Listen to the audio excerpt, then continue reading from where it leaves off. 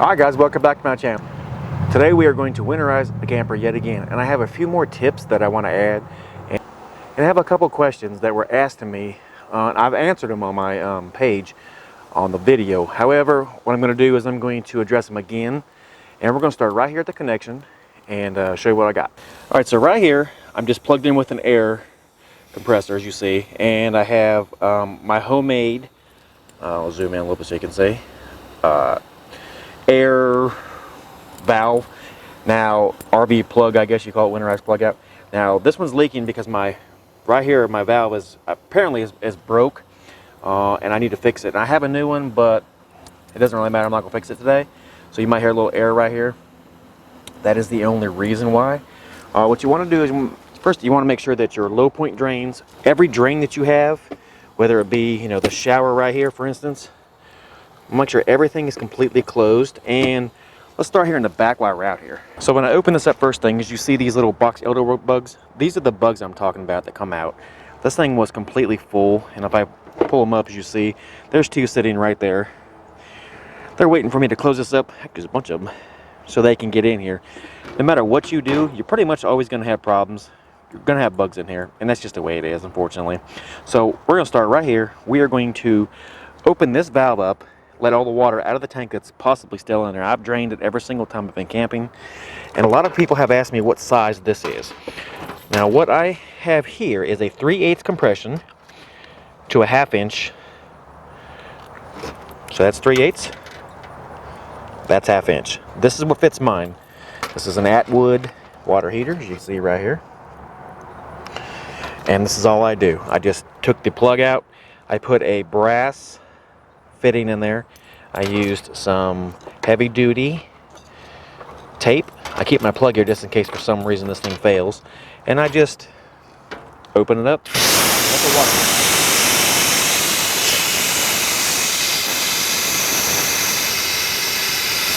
I want to make sure all the water is completely out. I don't hear any water or see any water in there. Like I said, I usually drain this pretty well. I drain this every single time we are done camping. And I usually leave it open, so when we're going down the road, everything will go ahead and basically leak out. While we're here, I'm going to go ahead and start on the outside here.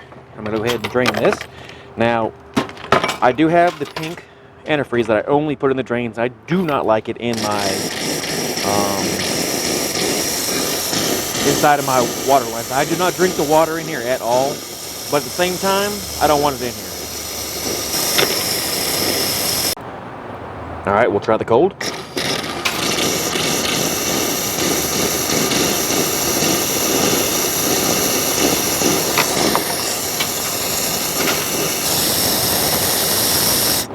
That was a question of how long do I let it run? How long do I let the valves open?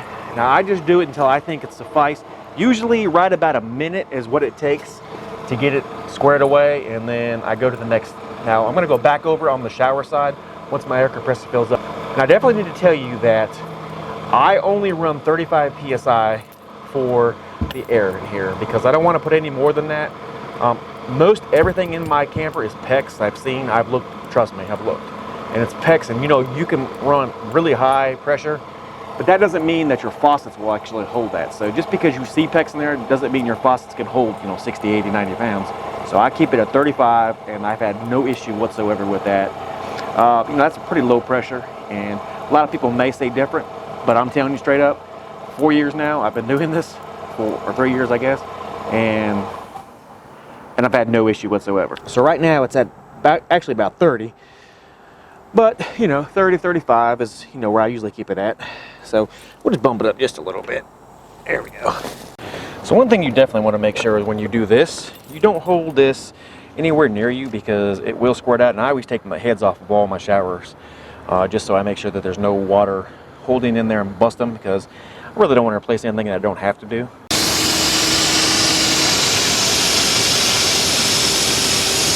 Alright, so next thing I want to do is I want to, now that everything outside is done, I want to go in here and I want to go ahead and take my bypass and turn it so there's no more chance of any air or any water going back into my water heater.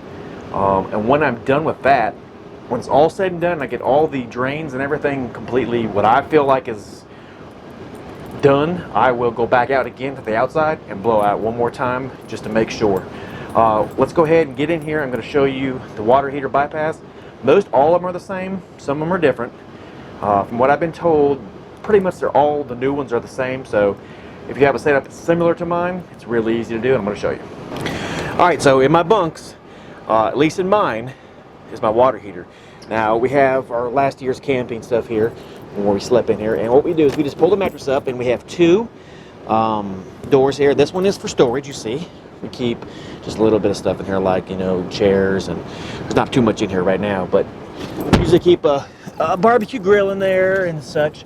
And then right back in here, right where that dead fly is, I guess he's kind of sleeping, you pull this little hatch up, and this is what mine looks like, looking straight down at it.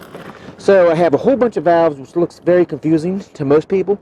And so what we need to do is we need to bypass this. So right in here, I don't know if I can show you any better than this. Let's see if I can get in here. So what we have is the hot water out, the cold water in, and then the bypass. So what we want to do, it's closed right now, correct? So what we need to do is we need to open it up completely and turn these two valves completely off. So we'll go ahead and do that now.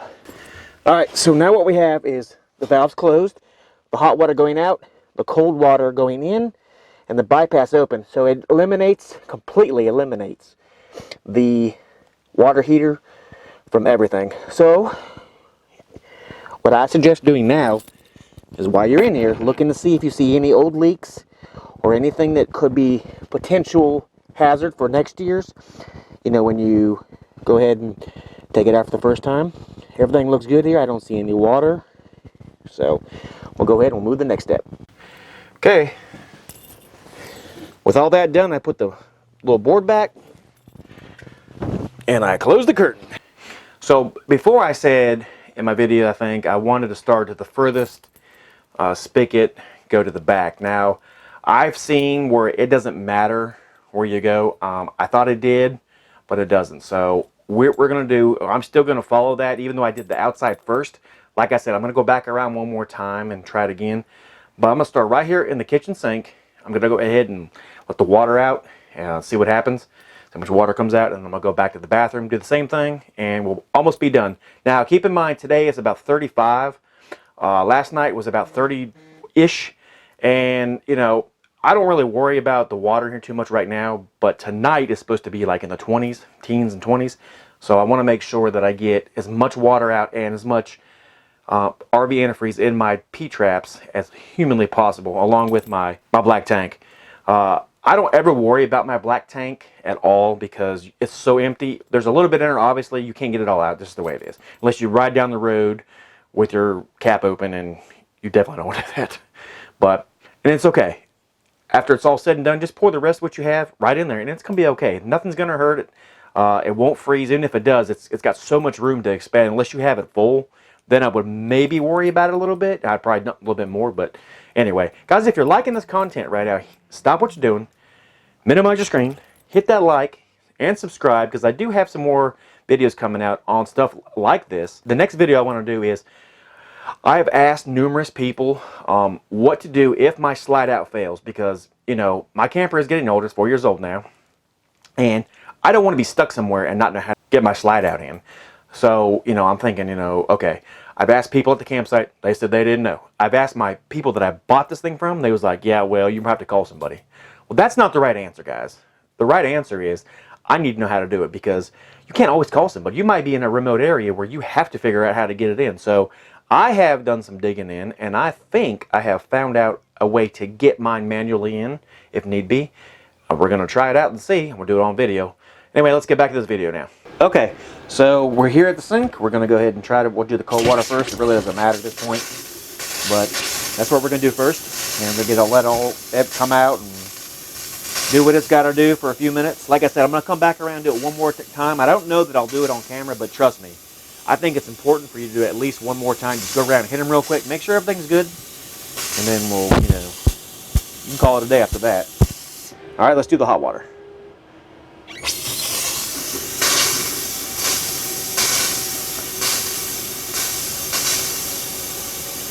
gonna open both heads. All right, last but not least, we need to get in the bathroom. We have the shower to do, we have the sink to do, and the toilet. Don't forget the toilet, because there is water still stuck in that line that goes up there. And I don't ever think that would really be an issue as long as you've drained your rig good, but we're still gonna do it because you just never know. So let's go ahead and get on in here and get started. All right, so I don't know if you can hear or not, but my heat has been on, and my soap, I can see now, has tipped over. My hand soap, I just pulled it out of the sink and has left a little soap mark, which to me, it's okay. We'll go ahead and do the hot water first. No real random order. I don't see anything coming out, which is definitely a good sign. All right, do the cold water.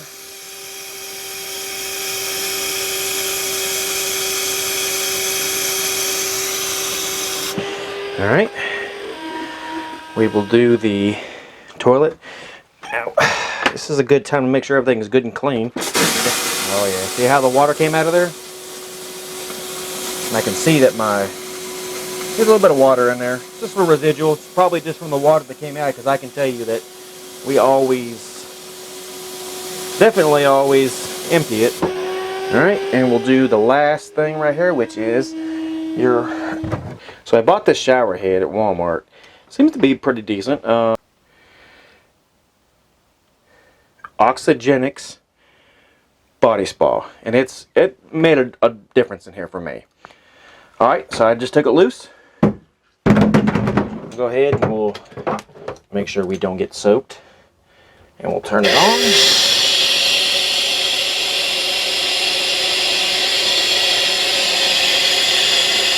All right, we'll do the hot cold water. Make sure we do both.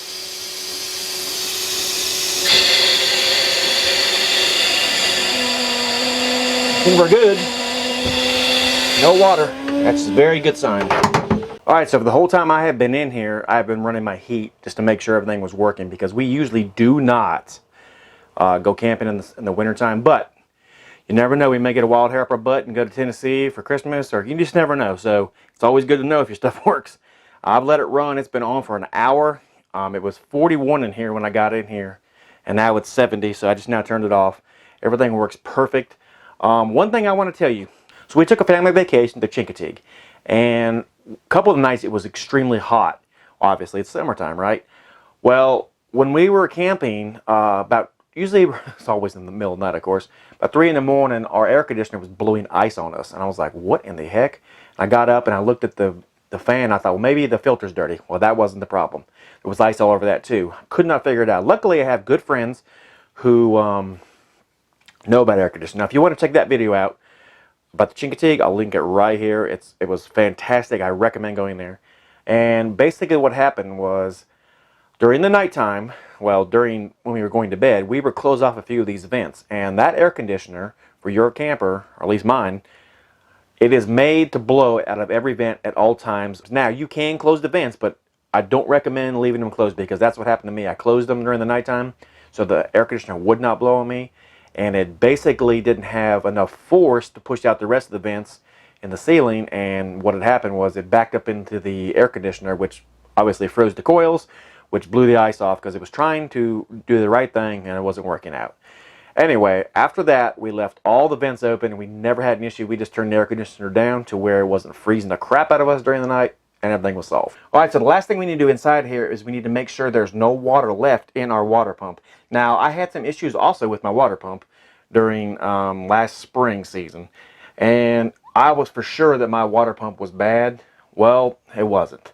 There was a piece of trash there, and I also did a video on that, and I believe that video right there has helped a lot of people, because you don't need to replace your water pump. Chances of it going bad are usually pretty slim to none, unless you have an older rig, or it's just, I mean, it is man-made, so it's subject to failure, but for the most part, it's usually the same problem I had, a little piece of trash there. I'll link that video right here if you're interested in watching that one.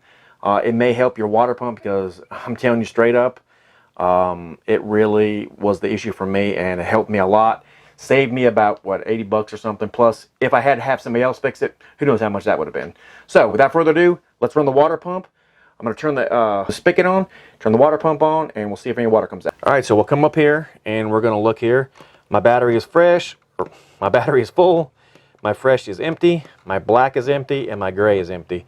So there's the water pump, there's the water heater, which we do not want to turn on, and there's electricity for the, and there's the electric water heater. So let's go ahead and turn the water pump on, and we'll turn this on. All right, make sure there's no water coming out. We don't want to run it for a long time, but we do want to run it for long enough to make sure that there's no water coming out of it, because we want to make sure we get all the water out. And you can see that there's obviously water in it. Now we're empty.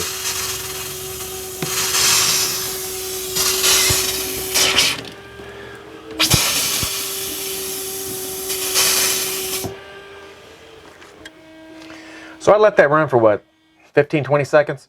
You don't want to let your water pump run forever and ever and ever without any water. Obviously it'll burn it up, but, or at least I think it will. I'm not 100% sure, but I'm going to do it one more time to make sure. Now I hear the air compressor is back off.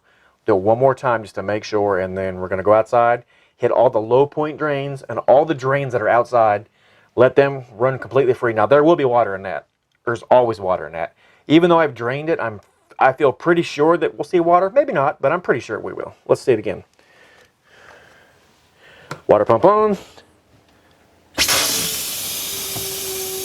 Like I said, I hear the water pump running, so I know that there's, you know, that it's working. All right, let's turn it off.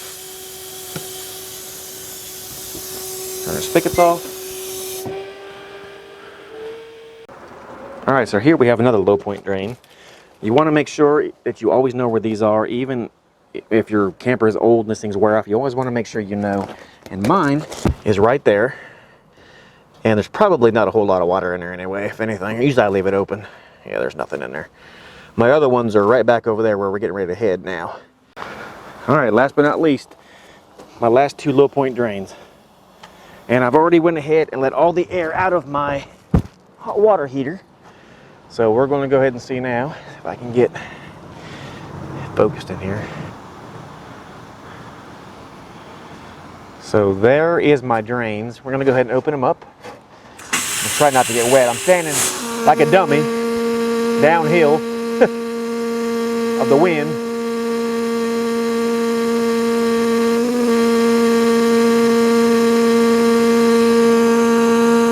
All right, nothing on that one. We'll let the air fill back up in the lines.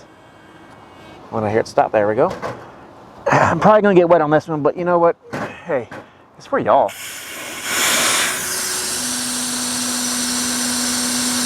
Awesome, there's nothing in it. Like I said, usually when we go down the road, we leave these open. We leave these open so we know that most everything leaks out. I'm gonna go ahead and go around one more time.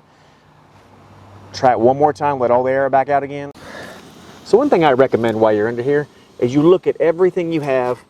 Make sure that there's nothing that, you know, needs attention. Like any of these hoses down here that could possibly need, you know, strapped up, or something broke.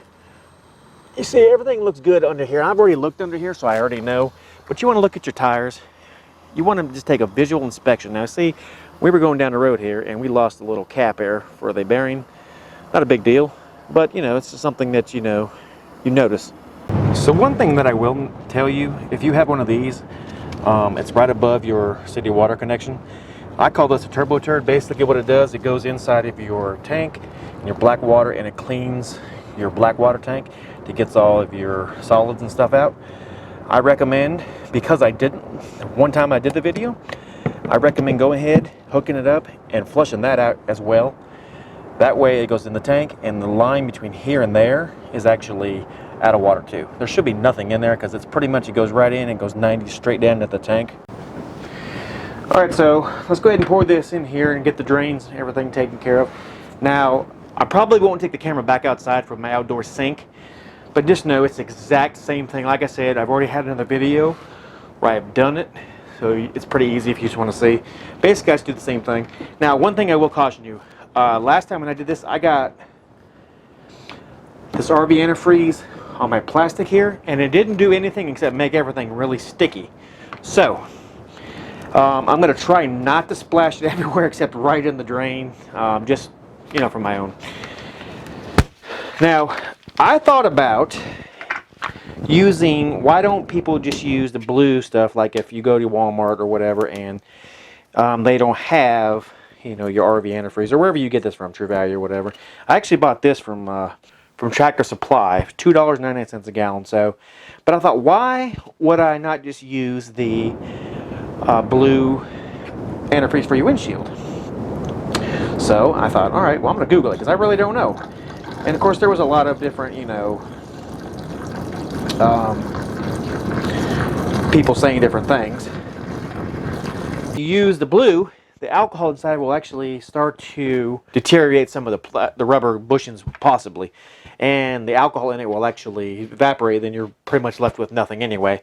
So you see how much I used just in the thing, just in that little P-trap? Not a whole lot, because you really don't need a lot because you've blown out a lot of it. Now I know you're going to say, well, you didn't blow out the P-traps, and you're exactly right, but there's a lot of room in your pipes that, you know, obviously are still in there for expansion, but I still put, you know, a pretty decent amount in there. I'm going to go do it in the outdoor sink. I'm going to do it in the bathroom sink and in the tub.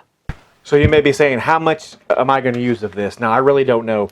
Depending upon, I just put in what I fill, because a lot of I don't use it in my pipes anywhere. The reason why I do not drink out of my spigot ever, but I do wash dishes. And I don't even want, even though I know this is non-toxic and all that crap, I never want to have that thought of, did I get it all out? You know, did I flush it all out? I don't even want to worry about that. So I won't ever put it in any of my, you know, my pipes, just for that reason. You know, like I said, I know many people who do, and that's great for them. I just will not do it. This is only basically for my P-traps and my toilet, my black holding tank, and whatever I have left, I'll just dump the whole entire gallon into my black tank. Now listen, one thing you might want to do, what I do, is I leave a little bit in the toilet, so it keeps everything well lubricated. And that way, when you open your toilet, which I'll show you here in a second, I don't think it'll ever stick, but this kind of gives it that buffer zone, so maybe it won't ever stick. I don't want to have to push my foot down on the pedal and that flap open up, and it doesn't open, and it rips the gasket off. Not saying it would, but how do you know? So I'm not even going to risk it. I'm just going to go ahead and use it in there like that. So come on in here, I'll show you. All right, so we're going to go ahead, and I recommend putting a cap on anytime you move this stuff, because it's hard to get up if you ever spilled anywhere. So we'll put a little bit in here, just whatever you think you might need to fill it up. And like I said, this is no science in it. You can do whatever you feel. I'm just pouring in what I think looks good. Maybe a little bit more. How about that? Oh, I spilled it. Crap. At least I spilled it down here. Yeah. All right. We'll go to the sink. Now this one I'm probably going to unfortunately splash, because no matter what like I just told you, put the cap on. Look what I did. But the sink is very narrow in my camper. So I'm going to try to get it in the hole as best as possible, but I'm sure I won't be able to.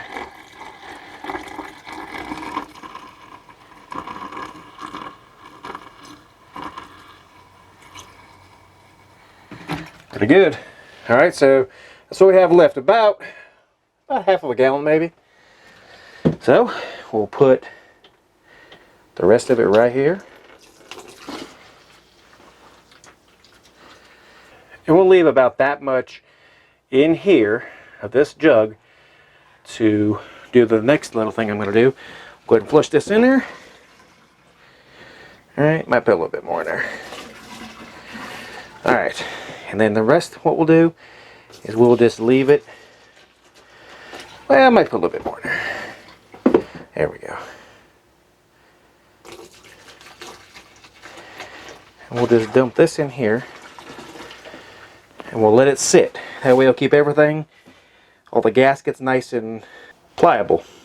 So another reason why I got this versus my old one, I wanted to tell you, and I forgot, I lost my train of thought when I was telling you, is it has a shutoff valve. Now true, I could have just, you know, taken this off and put it on my old one. I still have my old one, but this thing right here, once you get it, it's $30, like I mentioned, and it's pretty good. I'll try to leave a link down in my description where you can get this in, you know, like the Walmart side or whatever. Obviously, it's not making me any money. It does make a little difference with the stream and how you can turn it off, because, you know, you only have like 6 gallons on your hot water heater, so you don't want to use, you know, honestly, I can probably take a shower, and roughly I can probably take about anywhere from 11 to 17 minute shower, depending on how hot I have it, and I'm good. But you know, obviously, you know, for other people that want to take a shower right here, you want to, you know, conserve as much hot water as possible. All right, so last but not least, what I want to do now is I want to go ahead and run my propane. The reason why is because a guy that's camped for many years before has told me that there is times when your propane has moisture in it, and if you don't do this, it could possibly put particles like rust or whatever into your line, and that could be bad. So you know what? It only takes 2 or 3 minutes to do it, so why the heck not? So without further ado, let's go ahead and start everything up. All right.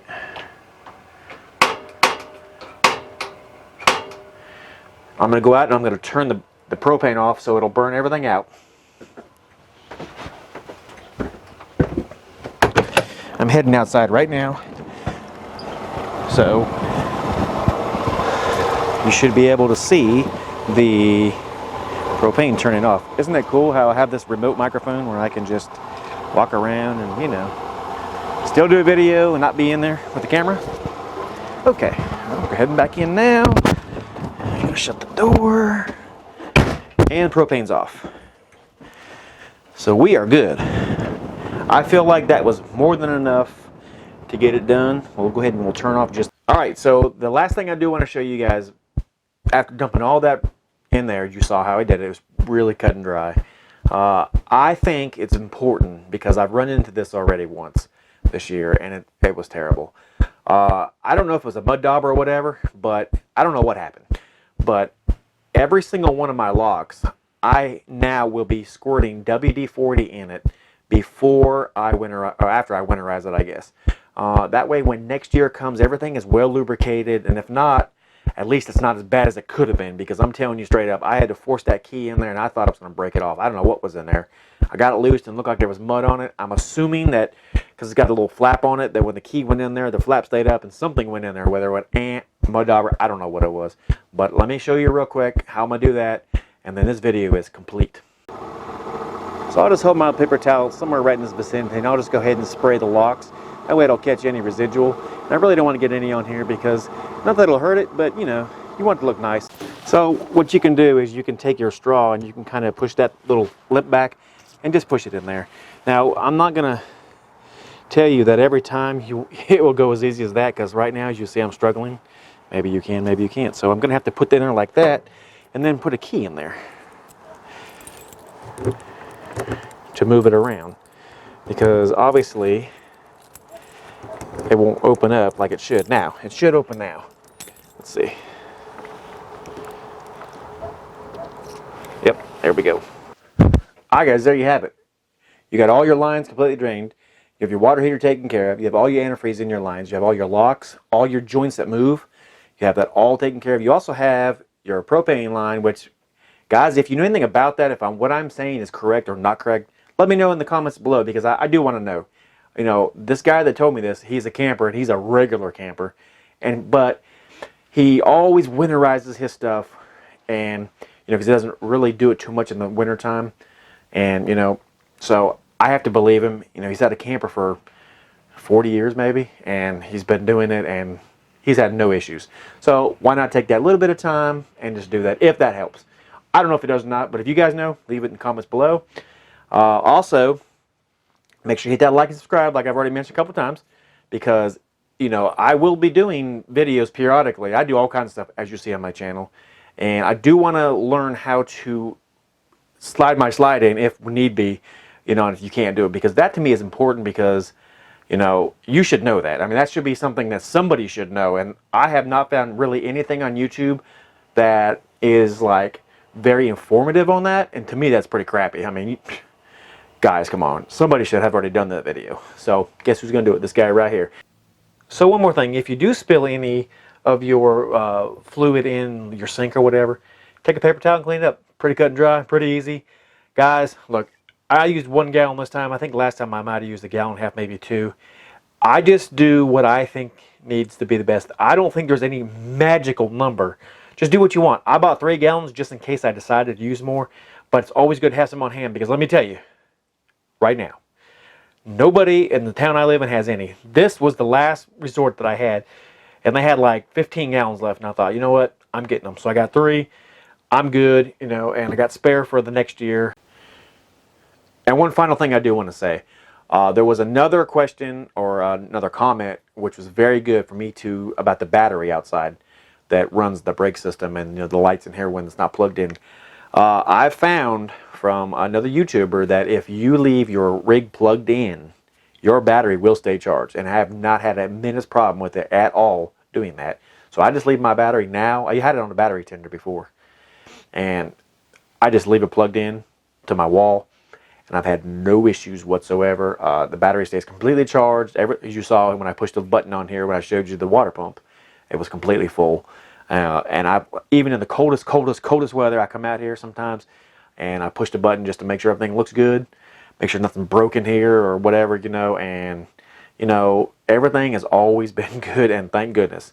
So thank you for that. I don't remember who told me that comment, but it was a very smart idea, and it's always worked for me. So you really don't need to put a battery tender on, and maybe if you feel like you do, go ahead and do it. That's fine. I'm not.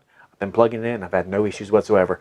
So guys, that's the end of the video, and I hope you learned something. I hope maybe, you know, you spark something in your mind, or maybe you can leave me a comment and say, hey, you should be doing this too, because I'm all up for anything that could help me out in the long run, you know. So guys, if you have any comments, questions, concerns, you don't like this video, whatever it may be, so either like it or dislike it. And yeah, thanks for watching, guys, and happy camping. We'll see you guys in the next one. God bless.